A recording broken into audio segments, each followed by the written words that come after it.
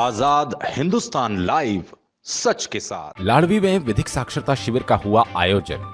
बच्चों को मोबाइल का अधिक संचालन न करने दे।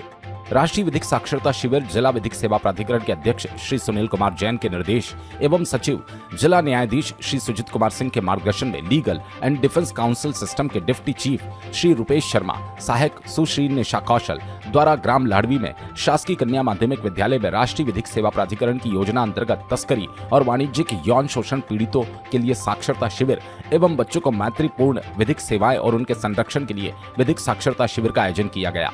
लीगल एंड डिफेंस काउंसिल के डिप्टी चीफ ने बताया कि तस्करी और वाणिज्यिक यौन शोषण सहित बाल तस्करी जैसी गंभीर गतिविधियां दुनिया में सबसे तेजी से बढ़ रही है।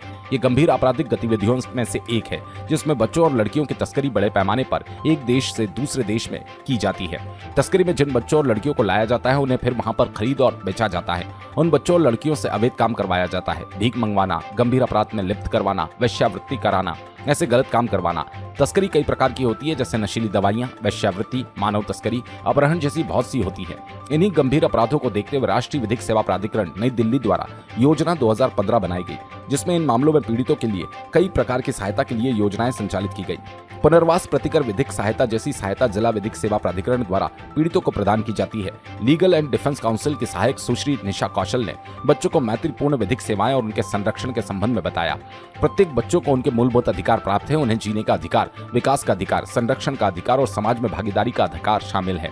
प्रत्येक बच्चे को उनके विधिक अधिकार के संबंध में सूचित करने के अतिरिक्त विधिक सशक्तिकरण के लिए सहयोगी बने तथा विधिक सेवा प्रदाताओं के साथ असरदायक कार्यवाही और अच्छे संबंध बनाने के लिए समस्त जनता और धार्मिक संगठनों से भी जोड़ना इस योजना का महत्वपूर्ण उद्देश्य है। बच्चों को मोबाइल का अधिक संचालन न करने दें, घर के वरिष्ठ की उपस्थिति में ही मोबाइल चलाएं। राष्ट्रीय विधिक सेवा प्राधिकरण नई दिल्ली द्वारा ऐसे मामलों में पीड़ितों को बहुत सी सुविधाएं प्रदान की गई।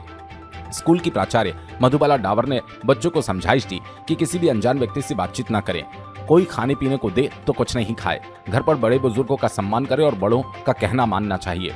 स्कूल में अनुशासन में रहकर अपने गुरु या अध्यापकों का सम्मान करें। स्कूल की अध्यापिका कविता जायसवाल ने कार्यक्रम का संचालन किया। ज्योति कुशवाहा ने कार्यक्रम का आभार माना। खरगोन से ब्यूरो रिपोर्ट।